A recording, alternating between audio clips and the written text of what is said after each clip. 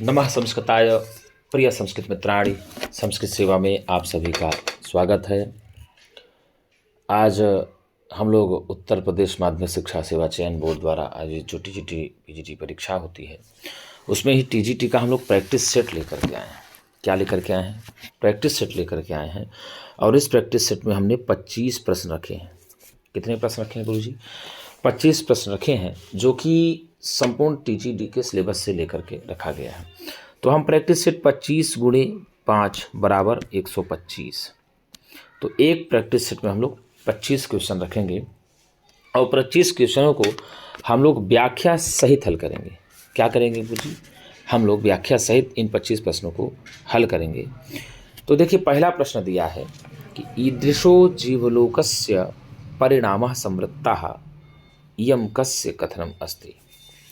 ईदृशो जीवलोकस्य परिणामः संवृत्तः, यह कथन किसका है?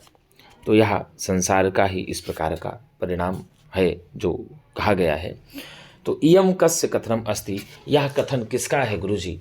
तो अब आप बताएंगे। आपके पास ऑप्शन दिया हुआ है, चारों ऑप्शन आपको दिए गए हैं। तो इन 4 ऑप्शनों में आप बारी बारी पढ़ करके ही बताएंगे कि इन चारों ऑप्शन में किनका क्या कहा गया है। क्या सीता जी ने कहा है, या जो है वासंत्याः, क्या वासंती ने कहा है, या तमसायाः, क्या तमसा ने कहा है। तो ईदृशो जीवलोकस्य परिणामः संवृत्तः, अर्थात तो ये जो संसार का परिणाम है ना, ये बड़ा ही दुखद परिणाम है, ऐसा किसने कहा था? यमुरला ने कहा था। तो आप सभी पहले उत्तर देंगे। आपके पास 1 सेकंड का समय है कि ईदृशो जीवलोकस्य परिणामः संवृत्तः इयं कस्य कथनम् अस्ति। तो गुरुजी, ये कथन है सीता का कथन है। किसका कथन है? सीता का कथन है। और ये किसवें श्लोक को ही बता दें आपको कि वासंती ने बोला था कि निरंद्र बाल कदली वन मध्यवर्ती कांता सखस्य सयनील शिला तलमते अत्र स्थिता तृणमदात वन गोचरेभ्यः सीता ततो हरिणकैर्न न विमुच्यते स्म। इस श्लोक को वासंती ने बोला था कि प्रिया सीता के सहित निवास करते हुए आपका यह घने एवं सुकुमार कदली वन के मध्य में विद्यमान शयन करने का शिलातल है, और यहाँ बैठकर सीता वन्य मृगों को घास खिला रही थी, दिया करती थी, अतः मृग इस स्थान को छोड़ते नहीं थे। ऐसा वासंती ने कहा था, राम को एक एक स्थान दिखा रही थी। तब राम जी ने कहा, इदम तावत असख्यम एव द्रष्टुम। राम जी ने कहा था कि यह अब मुझसे देखा नहीं जा सकता है। और इति अन्यतः रुदन उपविशति, इस प्रकार से रोते हुए वह दूसरी ओर मुख करके बैठ जाते हैं। तभी सीता जी कहती हैं कि सखी वासंती किम त्वया कृतम आर्यपुत्रस्य मम च एतद् दर्शन्त्या हाधिक स एव आर्यपुत्रः तदेव पंचवटी वनम सैव परिसखी वासंती ते एव विविध विश्रम्भ साक्षिणो गोदावरी कानोदेशा ते एव जाति निर्विशेषा मृग पक्षिणः पादपश्च मम पुनर्मन्दभाग्याया दृश्यमानम अपि सर्वम एतन्नास्ति ईदृशो जीवलोकस्य परिणामः संवृत्तः। यही से इन्होंने सीता जी ने कहा था कि ये जो बता दें आपको कि मेरे लिए जो संसार है ना, ये यही संसार दुख का परिणाम है। तो अब आपको बता दें, जब तृतीय अंक का आरंभ होता है, किस अंक का गुरुजी? तृतीय अंक का आरंभ होता है, तो मुरला ही पहला श्लोक बोलती हैं, अनिर्भिन्नो गभीरत्वात् अंतर्गूढ़ घनव्यथा पुटपाक प्रतीकासो रामस्य करुणो रसः। तो मुरला जी बोलती हैं इस श्लोक को, पहला श्लोक बोलती हैं, मुरला से प्रारंभ होता है। मुरला ही पहले तमसा कहती है कि एक सखी मुरली कि मैं संभ्रांता, ये तमसा प्रारंभ करती है, क्योंकि तृतीय अंक का आरंभ ही 2 नदियों के प्रवेश से होता है। कितनी नदियों को भैया? 2 नदियों के प्रवेश से होता है, तमसा और मुरला के। तो तमसा प्रारंभ करती है, बोलती है कि सखी मुरली कि मैं संभ्रांता ही वो, अरे सखी मुरला क्यों घबराई हुई हो? तब मुरला कहा करती, सखी तमसे प्रेषित अस्मि भगवत्यागस्तस्य पत्न्यालोपामुद्रया शरद्वराम गोदावरीम अभिधातुम जाना से था वधु परित्यागात प्रभृति। तो मुरला ने ही कहा था श्लोक अनिर्भिन्नो गभीरत्वात् अंतर्गूढ़ घनव्य था, तो इसको उन्होंने बोला था। और तमसा प्रारंभ करती है तृतीय अंक का, मुरला फिर तमसा की बात का जवाब देते हैं। और इसी तृतीय अंक में बता दें आपको कि राम के साथ जो है वासंती रहती हैं। कौन रहता है? वासंती राम के साथ रहती हैं और तमसा सीता के साथ रहती हैं। तो यदि पूछा जाए, और तमसा और मुरला ये दोनों अधिष्ठात्री नदियाँ हैं। क्या है गुरुजी? नदियाँ हैं। और ये जो वासंती है, ये वासंती वन देवी है। कौन है गुरुजी? यदि पूछ लेता है कि वासंती उत्तरामचरितम के तृतीय अंक में किसके साथ रहती हैं, तो राम के साथ रहती हैं। वासंती वन देवी है। कौन है गुरुजी? वासंती वन देवी हैं।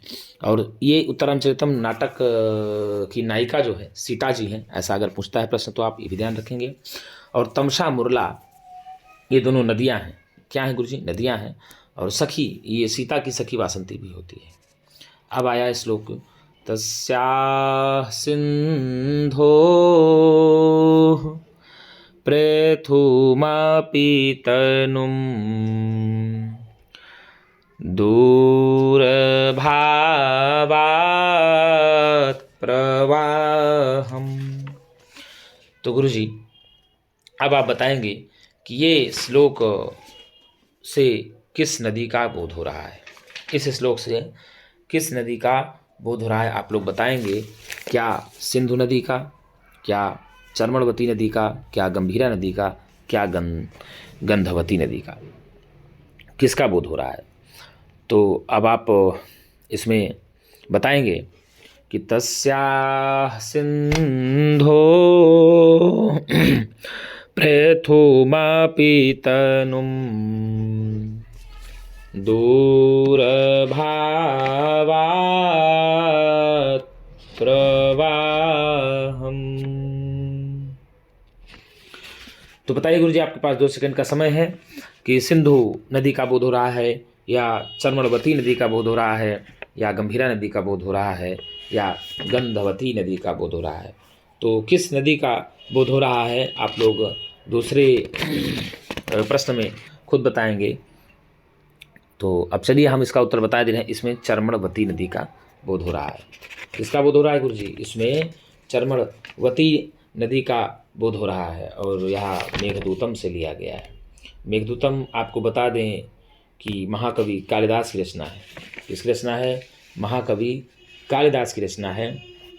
और कालिदास ने इसको 2 भागों में लिखा है और बांटा है। कितने भागों में? 2 भागों में बांटा है। पूर्व मेघ और उत्तर मेघ। किसमें भैया?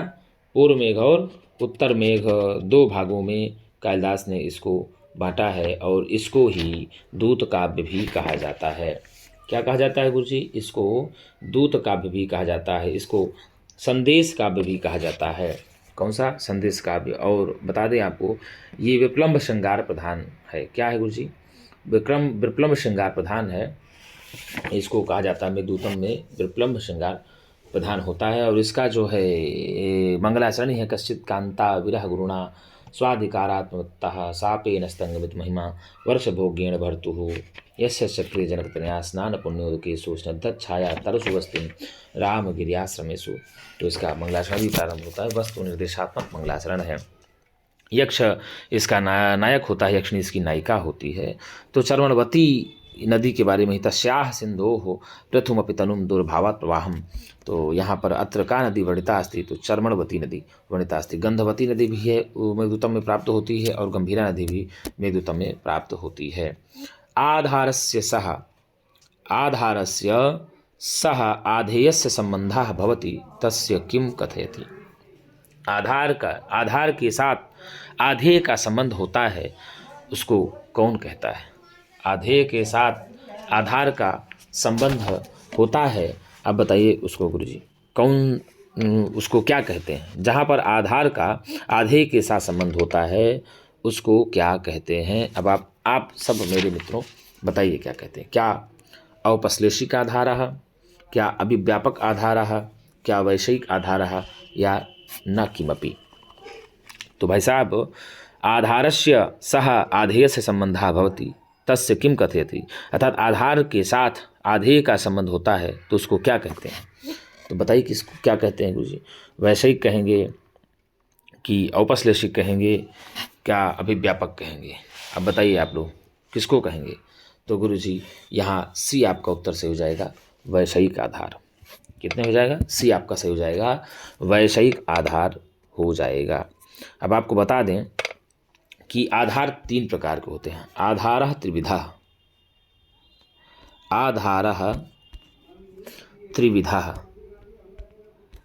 आधारः कतिधा, तो आधारः त्रिविधः। आधार तीन प्रकार के होते हैं, औपश्लेषिक, अभिव्यापक, वैषयिक आधार। तो अब यदि आप बात करेंगे कि पहला है औपश्लेषिक आधार। कौन सा है? औपश्लेषिक आधार है। तो इसका है, ये संयोग संबंधी आधार कहा जाता है। कौन सा आधार कहा जाता है गुरुजी?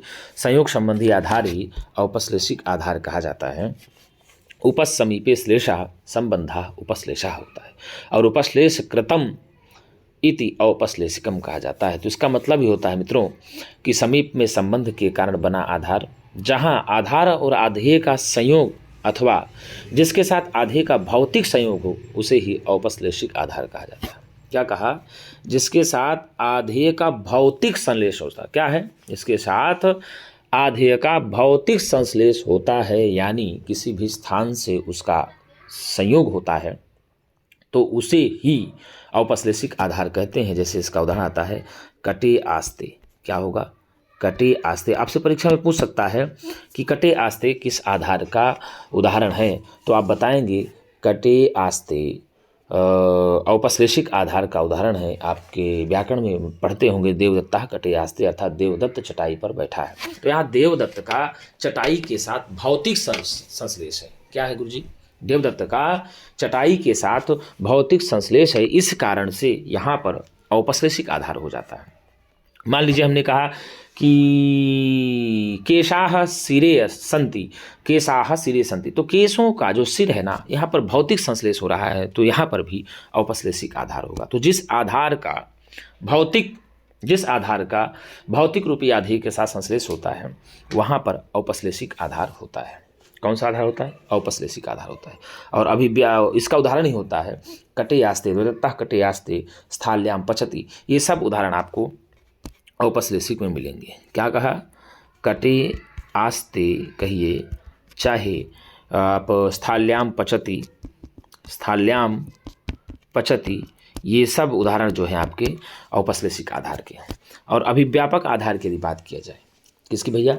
अभिव्यापक आधार की बात किया जाए, तो जिस आधार के संपूर्ण अवयवों में आधेय व्याप्त रहता है, उसे अभिव्यापक आधार कहता है। अर्थात तो कहने का मतलब हुआ ऐसा आधार जिस आधार के आधेय में सब कुछ संपूर्ण अंगों में समाहित रहे। जैसे तिलेषु तैलम। क्या कहा? तिलेषु तैलम, अर्थात तिलों में तैल है। तिलों में क्या है? तेल है। अर्थात तिल का ऐसा कोई भी अणु से अणु विभाग होगा, उसमें तिल जरूर होगा। सर्वस्मिन आत्मा अस्ति, सर्वस्मिन आत्मा अस्ति, अर्थात आत्मा सभी में है। आत्मा सभी में है। आधेय आत्मा है और सर्व अभिव्यापक होता है। यहाँ आधेय क्या है? आत्मा है, और सर्व अभिव्यापक है, अर्थात सभी जगह सभी में आत्मा व्याप्त है। इसी कारण से यहाँ पर आधारोधिकरण सूत्र से सर्व की जो है ना गुरुजी अभिव्यापक अर्थात आधार संज्ञा हो जाती है, और इसी में सप्तम्यधिकरणे चा सूत्र से ही सप्तमी विभक्ति हो जाती है, सर्वस्मिन बन जाता है। तो जिस आधार का आधेय के साथ संपूर्ण आधेय के साथ संबंध होता है, उसको ही कहा जाता है अभिव्यापक आधार। अभिव्यापक का मतलब होता है मतलब संपूर्ण जगहों पर विस्तार हो। क्या हो गुरुजी? संपूर्ण जगहों पर उसका विस्तार हो, कहीं ऐसी कोई जगह ना बचे कि उसका विस्तार ना हो, जहाँ पर वो ना हो। जैसे कहा तिलेषु तैलम, तो भाई तिल में तैल है ही है। और वैश्विक आधार, तो इसका आधारस्य सह आधेयस्य संबंध भवति तस्य किम कथयति। आधार के साथ आधेय का संबंध होता है तो उसको क्या कहते हैं? यहाँ पर हो दे देना चाहिए, बौद्धिक संबंध जोड़ देना चाहिए, तो प्रश्न स्पष्ट कर देना चाहिए। यहाँ प्रश्न थोड़ा सा अस्पष्ट है, तो प्रश्न अस्पष्ट होने के कारण से आपको उत्तर देने में भी असहजता महसूस हो सकती है। तो यहाँ बौद्धिक कर देता, भौतिक कर देता, करना चाहिए, जोड़ना चाहिए थोड़ा सा, तो इसमें आपको उत्तर देने में थोड़ा सा आसानी हो जाती। लेकिन यहाँ सीधे यदि वैश्विक में जिस आधार के साथ आधेय का बौद्धिक संश्लेष हो, उसे ही वैश्विक आधार, अर्थात बौद्धिक मतलब बुद्धि के साथ जिसका संश्लेष होता है, बुद्धि के साथ जिसका लगाव होता है, उसे ही बौद्धिक संश्लेष कहा जाता है। तो ये जो है वैश्विक आधार कहा जाता है। कौन सा? वैश्विक आधार कहा जाता है। जैसे इसका उदाहरण मिलता है मोक्षे इच्छा अस्ति। क्या है गुरुजी? मोक्षे इच्छा अस्ति, मोक्षे इच्छा अस्ति, यह आपका इसी के आधार पर इसका उत्तर सी आपका सही हो जाएगा। अब उक्तः पदे प्रकृति प्रत्ययौ स्तः।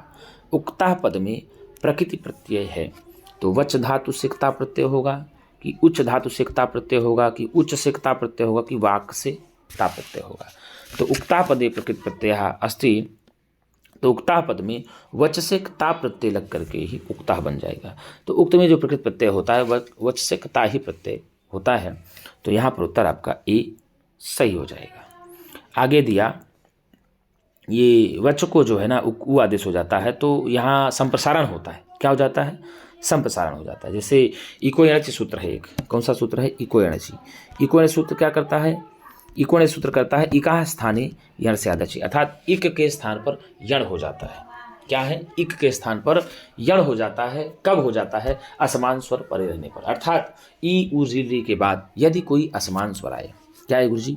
ई उ री और री के बाद यदि कोई असमान स्वर आता है तो क्रमशः ई उ री के स्थान पर या व र ला आदेश होता है, जहाँ पर वही यण संधि हो जाता है। और संप्रसारण क्या है कि या व र ला के स्थान पर ई उ री हो जाता है, तो इसको संप्रसारण हो जाता है। तो आपको बता दें ई उ री के स्थान पर या व र ला हो जाता है और वहाँ क्या होता है? या व र ला को ही संप्रसारण हो जाता है। तो वा को ऊ हो गया है, वा को ऊ हो गया है तो उक्ता बन गया। तो यहाँ इग गणः संप्रसारणम एक सूत्र है, कौन सा? इग यणः संप्रसारणम। इग यणः संप्रसारणम, संप्रसारणम अर्थात यण को इक हो जाता है संप्रसारण में। या वाराला, या को क्या हो जाएगा? ई हो जाएगा, और वा को क्या हो जाएगा? ऊ हो जाएगा, ठीक है ना। रा को क्या हो जाएगा? री हो जाएगा, और ला को री हो जाएगा। तो ये संप्रसारण हो जाता है। तो इग्ना संप्रसारण से ही वच को उक्ता हो गया, ठीक है ना, ऊ हो गया, तो इग्ना संप्रसारण से हो जाता है। अब चतुर, चतुर यानी चार शब्दस्य नपुंसक लिंगे रूपम अस्ति। चार शब्द का नपुंसक लिंग में रूप होता है। चार शब्द का नपुंसक लिंग में रूप होता है। तो आप बताइए क्या होगा? क्या चतुर्णाम, क्या चतुर्थम, चतुर्थम, चतुर्थम, क्या तुरीयः, क्या चत्वारः। तो आपको बता दें चत्वारः, चतुरः, चतुर्भिः, चतुर्भ्यः, चतुर्भ्यः, चतुर्णाम, चतुर्षु, ऐसा रूप चलता है, ठीक है ना गुरुजी। अब यहाँ चतुर्थम लिखा है, यहाँ क्या लिखा है? चतुर्थम लिखा है, ये थोड़ा सा गलत है। चतुर्थम अगर होता तो हो जाता। अब चत्वारी, चत्वारी ऐसा चलता है। चतुर्भिः, चतुर्भ्यः, चतुर्भ्यः, चतुर्णाम, चतुर्षु, तो इसका उत्तर चला जाएगा चतुर्णाम। क्या चला जाएगा? चतुर्णाम उत्तर चला जाएगा। आपका ए उत्तर सही हो जाएगा, क्योंकि चत्वारी, चत्वारी, चतुर्भिः, चतुर्भ्यः, चतुर्भ्यः, चतुर्णाम, चतुर्षु ऐसा रूप चलता है नपुंसक लिंग में। तो इसका उत्तर ए चला जाएगा। क्या चला जाएगा? ए आपका उत्तर सही हो जाएगा। चतुर शब्द चार शब्दस्य नपुंसक लिंगे रूपम अस्ति। तो आप देख लीजिए चत्वारः, चत्वारी, चत्वारी रूप चलता है नपुंसक लिंग में। चत्वारः रूप चलता है, देखिए जो चत्वारः है यह रूप चलेगा पुल्लिंग में। चत्वारः किस में चलेगा? पुल्लिंग में चलेगा। चतस्रः क्या चलेगा? चतस्रः चलेगा, चतस्रः स्त्रीलिंग में चलता है। और चत्वारी नपुंसक लिंग में चलता है। चत्वारी नपुंसक लिंग में। और ये चार शब्द का रूप बहुवचन में ही केवल चलता है। तीनों लिंगों में चलता है किंतु बहुवचन में चलता है। किसमें भैया? बहुवचन में। चत्वारः, चतुरः, चतुर्भिः, चतुर्भ्यः, चतुर्भ्यः, चतुर्णाम, चतुर्षु ऐसा चलता है। चतस्रः, चतस्रः, चतस्रिभिः, चतस्रिभिः, चतस्रिभिः, चतस्रिभ्यः, चतस्रिभ्यः, चतस्रिणाम, चतस्रिषु ऐसा रूप चलता है आपका जो है इसमें। और इसके बाद यदि चत्वारी, चत्वारी, चतुर्भिः, चतुर्भ्यः, चतुर्भ्यः, चतुर्णाम, चतुर्षु ऐसा रूप चलता है नपुंसक लिंग में। तो चतुर्णाम आपके ऑप्शन में दिया हुआ है ए में, तो आपका उत्तर सही हो जाएगा ए। क्या हो जाएगा गुरुजी? ए आपका उत्तर सही हो जाएगा, चतुर्णाम बन जाएगा। क्या बनेगा? ए आपका उत्तर सही होकर के चतुर्णाम सही हो जाएगा। आगे दिया अभिज्ञान शाकुंतले प्रमुखतया कस्मिन् छन्दस्य प्रयोगः अभवत्। अभिज्ञान शाकुंतला में प्रमुख रूप से किस छंद का प्रयोग हुआ है? अभिज्ञान शाकुंतलम में प्रमुख रूप से किस छंद का प्रयोग हुआ है? तो आप बताइए। क्या उपजाति, क्या शार्दूल विक्रीडति, क्या आर्या, क्या अनुष्टुप। तो अभिज्ञान शाकुंतलम में आपसे यदि पूछा जाए कि किस छंद का प्रमुख रूप से प्रयोग किया गया है तो आप क्या बताएंगे गुरुजी? चारों ऑप्शन में आपको दिया गया है और 4 ऑप्शन में आप किस ऑप्शन को पहले बताएंगे? बताइए। क्या अनुष्टुप को, क्या आप बताएंगे साधु विकृत को, क्या उपजाति को, और क्या जो है अनुष्टुप को? कौन सा बताएंगे गुरुजी? बताइए। अगर बात किया जाए तो क्या आर्या को, कौन से छंद का, कस्मिन, हाँ, अभिज्ञान शाकुंतले प्रमुखतया कस्मिन छंदस्य प्रयोगः अस्ति। अभिज्ञान शाकुंतला में प्रमुख रूप से किस छंद का प्रयोग किया गया है? बताइए मित्रों। क्या उपजाति, साधुर्वक्रीडति, आर्या और अनुष्टुप? तो अभिज्ञान शाकुंतला में आर्या छंद का प्रयोग किया गया है। किसका किया गया है गुरुजी? आर्या छंद का प्रयोग किया गया है। किसका? उत्तर आपका चला जाएगा डी, सी उत्तर चला जाएगा। क्या जाएगा गुरुजी? आपका उत्तर सी चला जाएगा, आर्या। आगे दिया, इदानीम अपि मया विरहितं त्वां तातश्चिन्तयिष्यति, अत्र मया पदस्य तात्पर्यः अस्ति। अर्थात इतने समय मेरे ना रहने पर तुम्हारी चिंता पिता करेंगे। इतने समय मेरे ना रहने पर तुम्हारी चिंता कौन करेंगे? तो तुम्हारी चिंता करेंगे गुरुजी, कौन करेंगे या कौन कहती है? मया पदस्य तात्पर्य अस्ति। यहाँ पर मया पद से किसका तात्पर्य होता है? मया पद से किसका तात्पर्य होता है? अब आप बताइए। कण्वस्य, क्या कण्व का, क्या गौतम्याः, क्या गौतमी का, क्या शकुंतलायाः, क्या शकुंतला का, और क्या अनसूयायाः, क्या अनसूया का? तो अब आप बताइए कौन कहता है? तो इसको स्वयं शकुंतला ही कहती है। कौन कहती है गुरुजी? स्वयं इसको शकुंतला ही कहती हैं कि मेरे जाने के पश्चात यदि कोई तुम्हारी चिंता करेगा तो तात जो है ना, तात कर्म मेरे जाने के बाद तुम्हारी चिंता करेंगे। ठीक है ना? और यहाँ जो सर्वाधिक प्रयोग छंद आर्या है ना गुरुजी, 39 छंदों का प्रयोग किया गया है। कितने? 39 छंदों का प्रयोग आर्या छंदों का किया गया है। विज्ञान शाकुंतला में यदि सर्वाधिक छंदों की बात किया जाए तो आर्या की ही किया गया है। सर्वाधिक छंद है आर्या। कौन सा है? आर्या है। 39 छंदों का प्रयोग किया गया है। उसके बाद जो है शाकुंतला में 24 छंद जो है, 24 छंदों का प्रयोग है। सर्वाधिक प्रयोग छंद आर्या है, अनुष्ट 39 है, और उसके पास वसंत तिलका है, वसंत तिलका है उसके बाद। तो इसका उत्तर आपका सी जो हुआ ये सही गया। और इसके बाद इदानीम अपि मया विरहितं त्वां तातः चिन्तयिष्यति, अत्र मया पदस्य तात्पर्यः अस्ति। इतने समय मेरे ना रहने पर तुम्हारी चिंता पिता करेंगे, अर्थात कण्व करेंगे। अत्र मया पदस्य तात्पर्यः अस्ति। यहाँ पर मया पद का तात्पर्य किससे हो? तो मया पद से किसका तात्पर्य होगा? तो यहाँ पर मया पद से गुरुजी शकुंतला का तात्पर्य होगा। किसका पद होगा?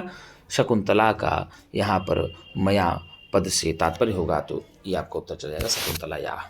अब बता दें, अनसूयायाः, प्रियंवदायाः, ये दोनों सखियाँ होती हैं शकुंतला की। अनुसूया और प्रियंवदा दोनों सखियाँ होती है शकुंतला की। और गौतमी जो है उत्तर रामचरितम की वन देवी हैं। क्या हैं? वन देवी हैं उत्तर रामचरितम की गौतमी। और कर्म जी पालक पिता होते हैं शकुंतला के। और इन्हीं का अपर नाम काश्यप है। क्या है गुरुजी? इन्हीं का अपर नाम क्या है? काश्यप है। यण संधेह उदाहरण नास्ति। यण संधि का उदाहरण नहीं है। यण संधि का उदाहरण नहीं है। अब बताइए, लादेशः, क्या खल्वेही, क्या तबलकारः, क्या कर्त्रायुः? अब यण संधि का उदाहरण कौन सा नहीं है? अब आप सब बताइए। ये तबलकारः यण संधि का उदाहरण नहीं है। अन्य जो 3 विकल्प हैं, ये तीनों विकल्प जो है यण संधि के उदाहरण हो जाएंगे। जैसे आपको बता दें, ऋधनादेशः लादेशः, तो खलु धन एहि खलवेहि, और कर्तृधन आयुः कर्त्रायुः बन गया। तब धन ऋकारः तबलकारः, यही उदाहरण यण संधि का नहीं है। बाकी तीनों उदाहरण आपकी यण संधि में मिल जाएंगे। प्रश्न नंबर 9 आता है कि अदस शब्दस्य, क्या कहा? अदस शब्दस्य द्वितीया विभक्ति बहुवचने रूपम नास्ति। अदस शब्द का द्वितीया विभक्ति बहुवचन में रूप नहीं है। अदस शब्द का द्वितीया विभक्ति बहुवचन का रूप नहीं है, रूपम नास्ति। देखिए ध्यान रखिएगा, अस्ति और नास्ति में लोग बहुत फंस जाते हैं। किसमें फंसते हैं? परीक्षाओं में लोग अस्ति और नास्ति में प्रमुखता से फंस जाते हैं। तो अस्ति और नास्ति को जरूर ध्यान दीजिएगा। यहाँ नास्ति पूछा है। क्या पूछा है? नास्ति पूछा है। तो अदः अमु अमूनि ऐसे चलता है, रूप चल जाता है। द्वितीय विभक्ति बहुवचन नास्ति। तो अदाह शब्द यहाँ है, अदाह ये दिया है। क्या अमून है द्वितीय विभक्ति बहुवचन में, अमूह है स्त्रीलिंग में द्वितीय विभक्ति बहुवचन हो जाता है, अमूनि नपुंसकलिंग में द्वितीय विभक्ति बहुवचन बन जाता है, अमून पुल्लिंग में। तो असौ अमु अमूह अमूम अमू अमून चलता है रूप, ठीक है ना। तो यहाँ अमूह चलता है द्वितीय विभक्ति में स्त्रीलिंग में, और यहाँ अमूनि चलता है, अदाह अमु अमूनि, अदाह अमु अमूनि चलता है जो नपुंसकलिंग में है। तो ये जो अदाह है, ये अदाह जो है प्रथमांत का है और नपुंसकलिंग का है। इसलिए यहाँ पूछा अदः शब्द से द्वितीया बहुवचने रूपम नास्ति। तो अदः शब्द का द्वितीय विभक्ति बहुवचन में रूप होगा, अदाह नहीं होगा। क्या होगा? नहीं होगा। संस्कृते कारकाणाम कति, संस्कृत में कारकों की संख्या कितनी है? आप संख्या अपने से जोड़ लीजिए। यहाँ प्रश्न में क्या जोड़ लेंगे? यहाँ संख्या आपको कारकाणाम, संस्कृते कारकाणाम संख्या कति।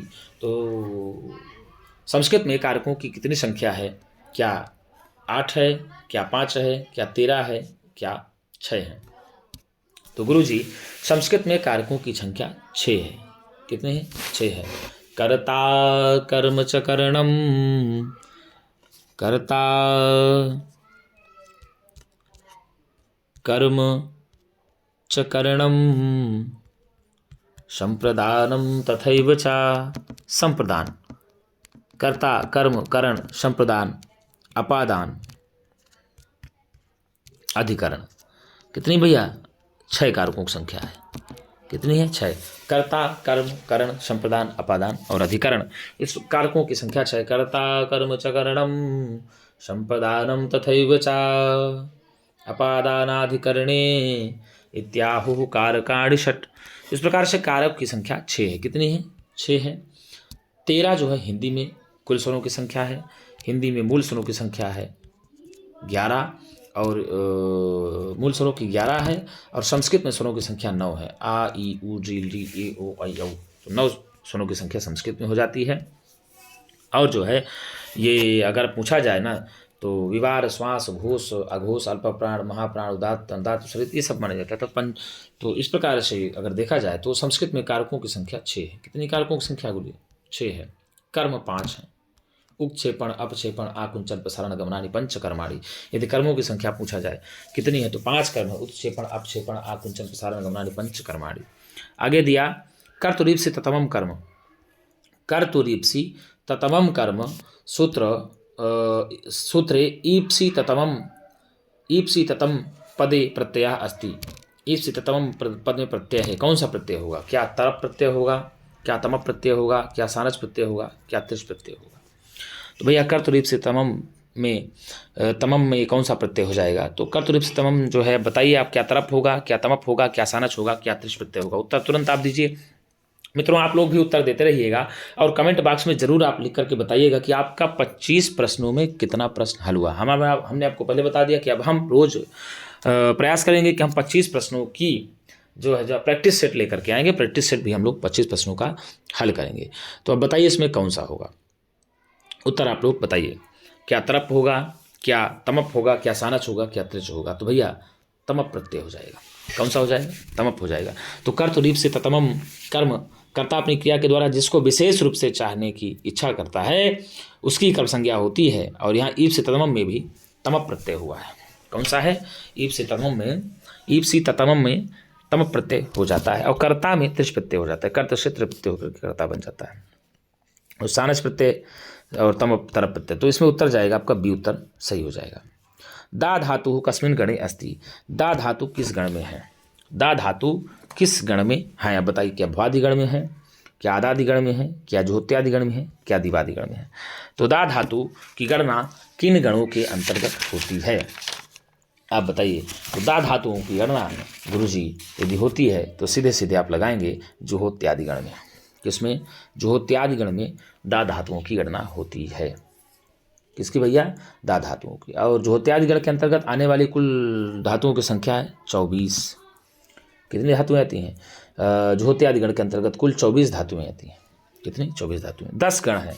भ्वाद्वदादि, जुहोत्यादि, दिवादि, स्वादुरेव च, तनादिश्च, रुधादिश्च, क्रियादि, चुरादय, ऐसे करके ही धातुओं के 10 गण हैं। कितने का? लगभग 2000 धातुएं हैं। कितने? लगभग 2000 धातुएं हैं।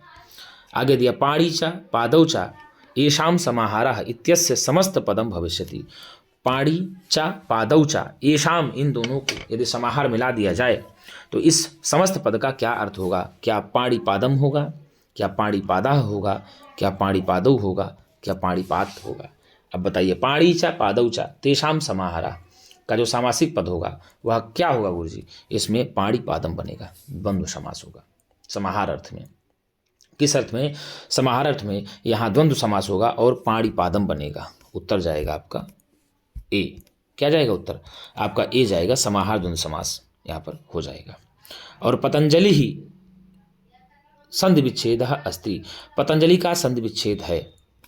पतंजलि ही का संधि विच्छेद है। या बताइए पतंजलि का क्या संधि विच्छेद है गुरु जी? क्या पतन जोड़ अंजलि ही, क्या पतत जोड़ जलि ही, क्या पतन जोड़ जलि ही, क्या पतत धन अंजलि ही? तो यहाँ भैया पतत जोड़ अंजलि ही बनेगा। क्या बनेगा? पतत जोड़ अंजलि ही, पतंजलि ही बन जाएगा। आपका उत्तर डी सही हो जाएगा। क्या होगा उत्तर? आपका डी उत्तर सही हो जाएगा। आपको बात बता दें, यदि प्रश्न पूछ ले आपसे कि व्याकरण के त्रिमुनि किनको माना जाता है या व्याकरण के त्रिमुनि कौन कहे जाते हैं, तो पाणिनि, कात्यायन और पतंजलि तीन व्याकरण के त्रिमुनि कहे जाते हैं। कौन कौन गुरुजी? पाणिनि, कात्यायन और जो है पतंजलि, ये व्याकरण के त्रिमुनि कहे जाते हैं। तो पतत जोड़ अंजलि ही बराबर बन जाएगा पतंजलि ही। क्या बन जाएगा? पतंजलि। तो इसका सही संधि विच्छेद जो होगा डी उत्तर आपका सही हो जाएगा। और यदि पूछ ले आपसे कि व्याकरण के त्रिमुनि आचार्य कौन कौन से हैं, तो आप बताएंगे व्याकरण के त्रिमुनि आचार्य पाणिनि, कात्यायन और पतंजलि माने जाते हैं। व्याकरण रचना किसकी है? अष्टाध्यायी किसकी रचना है? तो अष्टाध्यायी महर्षि पाणिनि की रचना है। 3996 श्लोक हैं, 4000 श्लोक, लगभग 4000 श्लोक अष्टाध्यायी में माना जाता है। ठीक है, आगे दिया अवनिरमर सिंधु सार्धमस्मत् विधाभिः कस्याः कथनम अस्ति। अवनिरमर सिंधुः सार्धमस्मद्विधाभिः, ये कथन अब आप लोग बताइए गुरु जी किसका है? क्या तमसायाः, क्या तमसा का है? क्या मुरलायाः, क्या मुरला का है? क्या वासंत्याः, क्या वासंती का है? क्या तमसा वासंत्याः, क्या तमसा और वासंती का है? बताइए किसका है गुरु जी इन तीनों में? तो भैया तमसा वासंत्याः किसका है कथन? ये तमसा और वासंती का कथन है। तमसा वासंती सीताराम के प्रति कहती हैं। किसके प्रति कहती हैं? तमसा और वासंती सीताराम के प्रति कहती है। और 48वां श्लोक है, अंतिम श्लोक है, तीसरे अंक का अंतिम श्लोक है। तमसा वासंत्यौ सीतारामो प्रति कथयति। क्या कहती हैं? अवनिरमर सिंधुः सार्धमस्मद्विधाभिः स च कुलपतिराद्यश्छन्दसां यः प्रयोक्ता स च मुनिरनुयातोक्ता रुन्धति को वसिष्ठः तव वितरतु भद्रम भूयसे मंगलाय। वहाँ जो है ना तमसा सीता के प्रति और वासंती राम के प्रति कहती है कि हम जैसों के साथ अर्थात तमसा जैसी नदियों और वासंती जैसी वन देवियों के साथ जो है पृथ्वी, गंगा और छंदों के सर्वप्रथम प्रयोग करने वाले कुलपति वाल्मीकि और अरुंधति के अनुगत वह ऋषि वशिष्ठ आपके एकदम प्रचुर महान कल्याण के लिए मंगल प्रदान करें, ऐसा दोनों प्रार्थना करती हैं तमसा राम के प्रति और वासंती तमसा सीता के प्रति, वासंती राम के प्रति याचना करती हैं, वंदना करती हैं। तमसा और मुरला ये दोनों नदियाँ होती हैं और वासंती वन देवी होती है। वासंती सीता की अदब सखी होती है, तमसा सीता के साथ रहती हैं और वासंती के साथ राम जी रहते हैं, अर्थात राम जी के साथ वासंती रहती है। अब आगे दिया उत्तर रामचरिते भरतवाक्ये छंदः अस्ति। उत्तर रामचरितम के भरतवाक्य में छंद है। अब बताइए आप कि उत्तर रामचरितम के भरतवाक्य में कौन सा छंद प्रयोग किया गया है गुरुजी? सभी लोग बताएंगे कि उत्तर रामचरितम के भरतवाक्य में कौन सा छंद प्रयोग किया गया है। क्या रुचिरा, क्या अनुष्टुप, क्या शार्दूल विक्रीडति, शार्दूल विक्रीडिति या शिखरणी छंद है, तो भैया शार्दूल विक्रीडिति छंद का प्रयोग किया गया है। आप लोग पढ़े होंगे संस्कृत गंगा के ये वाचन सप्तगंगम में, पाप्मभ्यश्च पुनाति वर्धयति च श्रेयांसि सेयं कथा मंगल्या च मनोहरा च जगतो मातेव गंगेव च तामेतां परिभावयन्त्वभिनयै विन्यस्तरूपां बुधाः शब्द ब्रह्मविदः कवेः परिणताम् प्राज्ञस्य वाणीमिमाम्। तो गुरु जी प्राज्ञस्य वाणीमिमाम्, ऐसा आप लोगों ने देखा होगा, पढ़ा होगा। तो शार्दूल विकृत छंद में है, और शार्दूल विकृत छंद में प्रत्येक चरणों में 19 मात्राएं होती हैं। कितनी होती हैं गुरु जी? 19 मात्राएं होती हैं। 12 और 7 अक्षरों पर यति होती है, पहले 12 पर फिर 7 पर, तो 12 7 19, 12 और 7 पर यति हो जाती है, 19 संधि हो जाती हैं। अनुष्टुप छंद का लक्षण है पंचमं लघु सर्वत्र सप्तमं द्विचतुर्थयोः गुरुषष्ठं च जानीयात् शेषे स्वनियमो मतः। शिखरणी छंद का लक्षण है रसै रुद्रेशन्ना यमनसभलागाः शिखरिणी। अब पूछा आगे, त्रिमूर्धा पदे समासोस्ति, त्रिमूर्धा पद में समास है। अब बताइए कौन सा समास है? क्या बहुब्रीहि समास है, क्या तत्पुरुष समास है, क्या द्वंद्व समास है, क्या द्विगु समास है? अब आप बताइए त्रिमूर्धा पद में कौन सा समास है? तो भैया यहाँ त्रिमूर्धा पद में बहुब्रीहि समास है। कौन सा समास है? बहुब्रीहि समास है। त्रयो मूर्धानो, क्या करेंगे? त्रयो मूर्धानो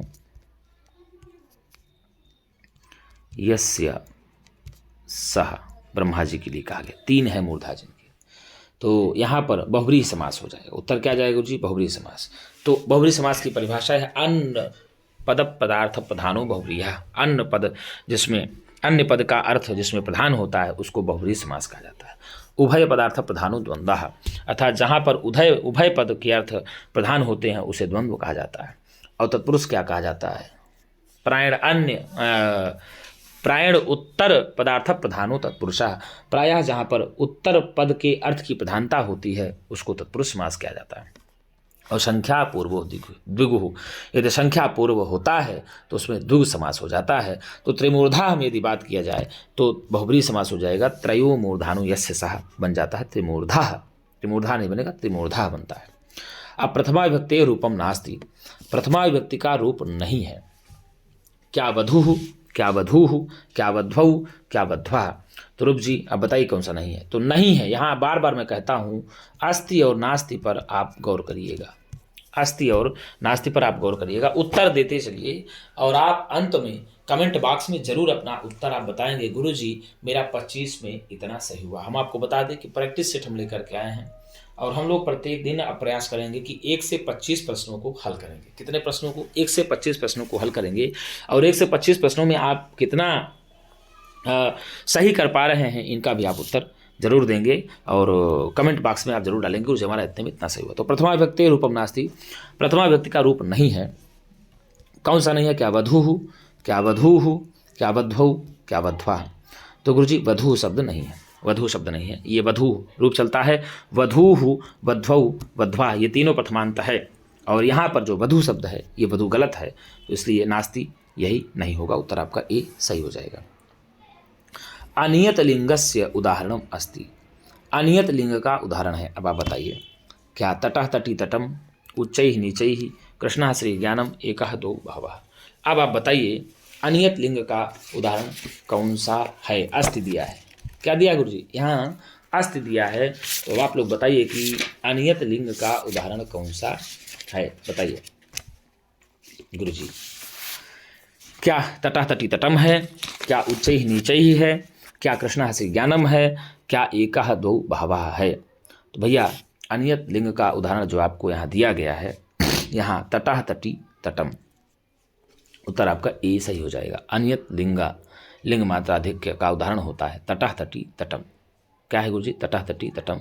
और उच्चैः नीचैः जो है अलिंग प्रातिपदिकार्थ मात्र का उदाहरण है, और प्रातिपदिकार्थ कृष्णः से ज्ञानम नियत लिंग प्रातिपदिकार्थ का उदाहरण है, एका द्वा बहवः वचन मात्र का उदाहरण है। अब आपको बता दें कि जब आप पहला ही सूत्र पढ़ेंगे, प्रातिपदिकार्थ लिंग वचन मात्रे प्रथमा, अर्थात प्रातिपदिकार्थ मात्र में, लिंग मात्र में और परिमाण मात्र और वचन मात्र, संख्या मात्र के अर्थ में ही प्रथमा विभक्ति होती है। किस किस में होती है भैया? कि प्रातिपदिकार्थ मात्र में, लिंग मात्र की अधिकता में, परिमाण मात्र की अधिकता में और वचन मात्र यानी संख्या अर्थ में ही प्रथमा विभक्ति की जाती है। जो प्रातिपदिकार्थ लिंग परिमाण वचन मात्र प्रथमा सूत्र है, यह प्रथमा विभक्ति का विधान करता है। किसका भैया? प्रथमा विभक्ति का विधान करता है। तो हम लोगों ने प्रातिपदिकार्थ मात्र जो होता है ना, वहाँ अनेकों मत प्रचित हैं। यहाँ महाभाष्यकार जो पतंजलि के अनुसार जाति, द्रव्य, व्यक्ति, लिंग, या चाहे पुल्लिंग हो, चाहे स्त्रीलिंग हो, चाहे पुंसकलिंग हो, संख्या, एकत्व, द्वित्व, बहुत, ये सब कारक आदि जो हैं ये प्रातिपदिकार्थ कहे जाते हैं। प्रातिपदिकार्थ क्या कहा जाता है?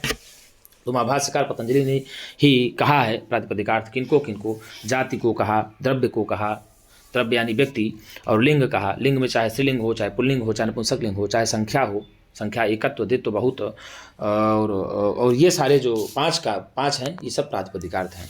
लेकिन जो भट्टोदय दीक्षित ने ही प्रातिपदिकार्थ की व्याख्या की है, नियतोपस्थितिकाः प्रातिपदिकार्थः। तो जो नियतोपस्थितिकाः पदार्थः प्रातिपदिकार्थः, जिस शब्द के उच्चारण करने पर जो पदार्थ नियत अर्थात नियमतः उपस्थित हो जाता है उसे ही प्रातिपदिकार्थ कहा जाता है। और प्रातिपदिकार्थ का उदाहरण हम लोग जानते हैं, उच्चैः नीचैः है। क्या है? उच्चैः नीचैः कृष्णः, श्रीः, लक्ष्मी और ज्ञानम, ये सब प्रातिपदिकार्थ के उदाहरण हैं। किसके हैं गुरुजी? प्रातिपदिकार्थ के उच्चारण हैं। लेकिन सिद्धांत कौमुदीकार ने उच्चैः नीचैः को अलिंग भी कहा है। यदि पूछ ले कि उच्चैः नीचैः किसका उदाहरण है, तो अलिंग मात्र का उदाहरण है, और इसको उन्होंने कहा है। कौन कहा है गुरुजी? तो सिद्धांत कौमुदीकार ने ही उच्चैः नीचैः को भी कहा है। और अनियत लिंग का उदाहरण क्या है? कृष्णः तटः तटी तटम, अर्थात जिसका लिंग निश्चित ना हो, पुल्लिंग है कि स्त्रीलिंग है कि नपुंसकलिंग है, तो ये अनियत लिंग का उदाहरण हो जाता है। ठीक है ना? कृष्णः से ज्ञानम ये जो है नियत लिंग का उदाहरण है। किसका है गुरुजी? कृष्णः से ज्ञानम, ये नियत लिंग के उदाहरण है। और एकः द्वौ बहवः, यह जो उदाहरण है यह संख्या मात्र का उदाहरण है। एकः द्वौ बहवः, यह जो है संख्या मात्र का उदाहरण है। किसका है? संख्या मात्र का उदाहरण एका दो बहवः है। और परिमाण मात्र का उदाहरण एक नहीं मिलता, बहुत पूछता है परीक्षा में, द्रोणो व्रीहि। कौन सा है? द्रोणो व्रीहि, यह परिमाण मात्र का उदाहरण है। किसका है गुरुजी? परिमाण मात्र का उदाहरण है द्रोणो व्रीहि। ठीक है ना गुरुजी? तो इस प्रकार से आपने देख लिया, पांचों का उदाहरण आपको मिल गया। संख्या का शुद्ध रूपम भवति, संख्या 53 संख्या का शुद्ध रूप होगा। अब आप बताइए 53 संख्या का कौन सा शुद्ध रूप होगा? क्या 53, 53, ए अथवा बी उभौ, क्या 53? तो गुरुजी इसमें जो है आप लोग फिर शीघ्रता से बताइए इसका उत्तर क्या होगा। क्या 53 होगा, क्या 53, क्या ए और बी दोनों, उभौ या 53? तो इसमें आपको बता दें गुरुजी, ई भी होगा और ई भी होगा, तो इसका उत्तर चला जाएगा सी में। 53 भी होता है और अलग अलग लिखेंगे तो 53 भी हो जाता है, तो 53 का शुद्ध आपका ए चला जाएगा। अब उत्तर रामचरितस्य चतुर्थ अंकस्य नामोस्ति, उत्तर रामचरितम के चतुर्थ अंक का नाम है। अब आप बताइए कि उत्तर रामचरितम के चतुर्थ अंक का क्या नाम है? गुरुजी उत्तर रामचरितम के चतुर्थ अंक का नाम आप लोग बताएं, कौन सा नाम है उत्तर रामचरितम के चतुर्थ अंक का नाम? बताइए, खटाखट बताइए, शीघ्रतापूर्वक बताइए। आप लोग यदि पढ़े हैं तो शीघ्र उत्तर रामचरितम के चतुर्थ अंक का क्या नाम है? तड़ा आप सब उत्तर देते जाइए गुरुजी। तो उत्तर रामचरितम के चतुर्थ अंक का नाम क्या है? आप लोग जल्दी जल्दी मित्रों मेरे बताएं। क्या चित्तदर्शनः, क्या कुमार विक्रमः, क्या कुमार प्रतिभिज्ञान, या कौशल्याजनक योगः? अब आप बताइए उत्तर रामचरितम के चतुर्थ अंक का नाम कौन सा होगा? बताइए, खटाखट बताइए गुरुजी, उत्तर रामचरितम के चतुर्थ अंक का क्या नाम होगा? अभी हम नहीं बताएंगे, आपको 2 सेकंड का समय दीजिए। तो गुरुजी उत्तर रामचरितम के चतुर्थ अंक का नाम, नाटक का नाम है कौशल्याजनक योग। क्या है गुरुजी? कौशल्याजनक योग। उत्तर रामचरितम नाटक के चतुर्थ अंक का नाम है कौशल्याजनक योग। 7 अंकों का नाटक है। कितने अंकों का नाटक है? उत्तर रामचरितम जो है 7 अंकों का नाटक है। कितने अंकों का नाटक है उत्तर रामचरितम? 7 अंकों का नाटक है। जैसे जिसमें चित्रदर्शन होता है, फिर पंचवटी प्रवेश होता है, फिर छायांक होता है, फिर कौशल्याजनक योग होता है, कुमार विक्रम, कुमार प्रतिविज्ञान, ये सब जो है ये उत्तर रामचरितम के 7 अंकों के नाम हो जाते हैं। ठीक है ना गुरुजी? तो कौशल्याजनक योग जो है, ये कौशल्याजनक योग जो नाटक है यह उत्तर रामचरितम का चतुर्थ अंक है। कौन सा है? चतुर्थ अंक है उत्तर रामचरितम का नाटक का। तो कौशल्याजनक योग चौथा हो जाएगा। और चित्त दर्शन की बात किया जाए तो प्रथम हो जाएगा, प्रथम अंक हो जाएगा। कौन सा? प्रथम अंक हो जाएगा। तो मित्रों, न मया पास्यते जलम कर्तृवाच्यम भवति भविष्यति। न मया पास्यते जलम, तो कर्तृवाच्यम भविष्यति, इसका कर्तृवाच्य होगा। न अहम पास्यति, ये होगा क्या न हम पास्यते जलम, या ये होगा क्या न अहम पास्यामि जलम, क्या ये होगा कि न अहम पास्यावः जले, ये होगा। अब आप बताइए कौन सा होगा? न मया पास्यते जलम होगा क्या? इसका कर्तृवाच्य बताना है। कर्मवाच्य दिया हुआ है, अब आप इसको कर्तृवाच्य में बदलेंगे। किस वाच्य में बदलेंगे गुरुजी? कर्तृवाच्य में ही आप इसको बदलेंगे। बताइए गुरुजी, खटाखट बताइए। तो न हम पास्यामि जलम होगा, न अहम पास्यामि जलम होगा। क्या होगा गुरुजी? न अहम पास्यामि जलम। कहीं दिया हुआ है तो बिल्कुल गुरुजी न मया पास्यते जलम, न अहम पास्यामि जलम होगा। तो उत्तर आपका 22 का सी चला जाएगा। कौन सा होगा? सी चला जाएगा। यम अभिप्रयति ससंप्रधानम, यम अभिप्रयति ससंप्रधानम। अब आप बताइए यम अभिप्रयति ससंप्रधानम में कौन क्या लगेगा? क्या क्रियया यम अभिप्रयति ससंप्रधानम, क्या कर्मणः यम अभिप्रयति ससंप्रधानम, क्या क्रियायाः या कर्मणा? बताइए कौन सा होगा? गुरुजी खटाखट उत्तर दीजिए तुरंत। आप देरी नहीं करेंगे उत्तर देने में। उत्तर देने में आपको देरी नहीं करना है। तड़ातड़ आप उत्तर दीजिए गुरुजी, शीघ्र शीघ्र से आप उत्तर दीजिए। क्या होगा? तो कर्मणः यम अभिप्रयति ससंप्रदानम, कर्मणः यम अभिप्रयति ससंप्रदानम, कि कर्मणा यम अभिप्रयति ससंप्रदानम, क्या क्रियायाः तो कर्मणा यम अभिप्रयति ससंप्रदानम। ये तो इसका उत्तर जाएगा बी। क्या जाएगा गुरुजी? बी चला जाएगा। ये चतुर्थी व्यक्ति का सूत्र है, अर्थात कर्ता दान कर्म के द्वारा जिसे अभिप्रेत करना चाहता है। इसका अर्थ ही होता है कि कर्ता अपने दान कर्म के द्वारा जिसको अभिप्रेत करना चाहता है या प्रसन्न करना चाहता है, अर्थात जिसे कुछ देना चाहता है या जिसके लिए कुछ भी करना चाहता है, वही संप्रदान कहलाता है। तो चतुर्थी भक्ति का सूत्र है कर्मणा यम अभिप्रयति से संप्रदान, उसकी संप्रदान संज्ञा होती है। कर्ता अपने दान क्रिया के द्वारा जिससे कुछ देकर के प्रसन्न करना चाहता है, कुछ करना चाहता है। तो देखिए यहाँ 2 प्रश्न इकट्ठा दिए हुए हैं, इसको देख लेते हैं। नास्ति येषां यशः काये जरा मरणजं भयम्, इयं पंक्ति ही नीति शतकस्य कस्मिन् पद्धति अस्ति। यह पंक्ति नीति शतक के किस पद्धति में है? यह पंक्ति जो है नीति शतक के किस पद्धति में है गुरुजी? अब आप बताइए किस में? क्या विद्वत पद्धति, क्या मूर्ख पद्धति, या जो है गुरुजी मानसौर पद्धति, या सज्जन पद्धति है? अब आप बताइए कि नास्ति येषां यशः काये जरा मरणजं भयम, ये किस पद्धति में है? खटाखट उत्तर देंगे आप लोग। क्या ए होगा अथवा बी होगा, क्या सी होगा, क्या डी होगा? नास्ति येषां यशः काये जरा मरणजं भयम। तो ये जो दिया है ये नित्य शतकम के किस पद्धति में? बताइए। 24 का उत्तर आप क्या लगाएंगे गुरुजी? 24 का उत्तर आप क्या लगाएंगे? क्या विद्वत पद्धति ही, क्या मूर्ख पद्धति ही, क्या जो है सज्जन पद्धति या मौनसर पद्धति? तो गुरुजी आप इसका उत्तर लगाएंगे सी। कौन सा उत्तर लगाएंगे? सी उत्तर लगाएंगे।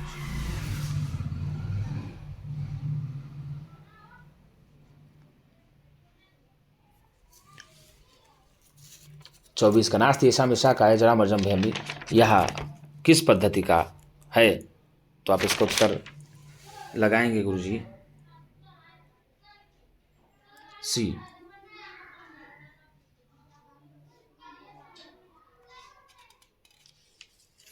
आगे प्रश्न दिया, शिवराज विजय कति विरामः सन्ति।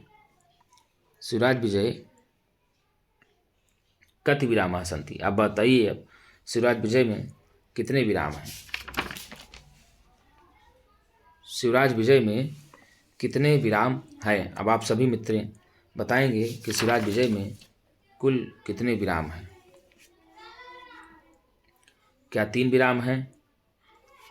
क्या जो है 13 विराम है? क्या 12 विराम है? क्या जो है 18 विराम है? तो खटाखट उत्तर आप देंगे गुरुजी, कौन सा कितने विराम है? बताइए।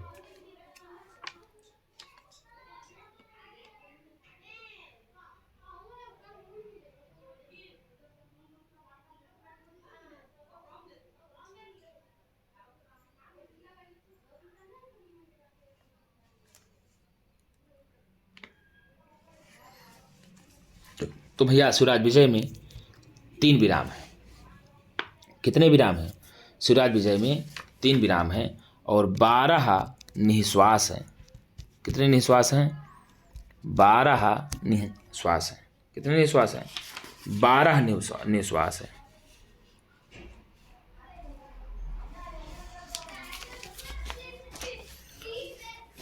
कितने? तो शिवराज विजय में 3 विराम और 12 निःश्वास हैं। और शिवराज विजय रचना है अंबिका दत्त व्यास की। किसकी भैया? ऐतिहासिक उपन्यास है, महाकाव्य की श्रेणी में भी माना जाता है। तो इसमें शिवराज विजय में 3 विराम है और 12 निःश्वास।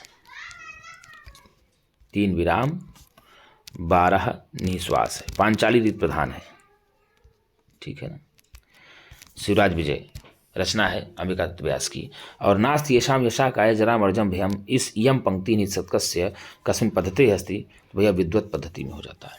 विद्वत पद्धति का अंतिम श्लोक है 21वां, जयन्ति ते सुकृतिनः रससिद्धाः कवीश्वराः, नास्ति येषां यशः काये जरा मरणजं भयम।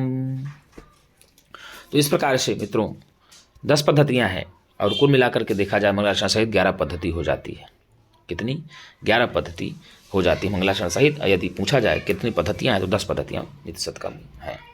तो मित्रों इस प्रकार से हम लोगों ने 1 से 25 प्रश्नों को हल किया अपने इस प्रैक्टिस सेट में। तो आप सब कमेंट बॉक्स में एक बार जरूर बताएंगे कि कितना आपका उत्तर सही हुआ, कितना आपका उत्तर सही हुआ, ये आप जरूर बताएंगे। एक बार कमेंट बॉक्स में लिखेंगे भी गुरुजी हमारा इतना सही हुआ। अब हम लोग प्रयास करेंगे कि प्रत्येक दिन एक प्रैक्टिस सेट को भी हल करेंगे जिसमें आपके संपूर्ण टीजीटी का प्रश्न रहेगा। कोई ये नहीं कि किसी ग्रंथ का प्रश्न उठाया जाएगा, संपूर्ण टीजीटी का रहेगा। मित्रों आज के लिए इतना ही। हम पुनः एक नई वीडियो के साथ मिलेंगे, तब तक के लिए नमस्कार।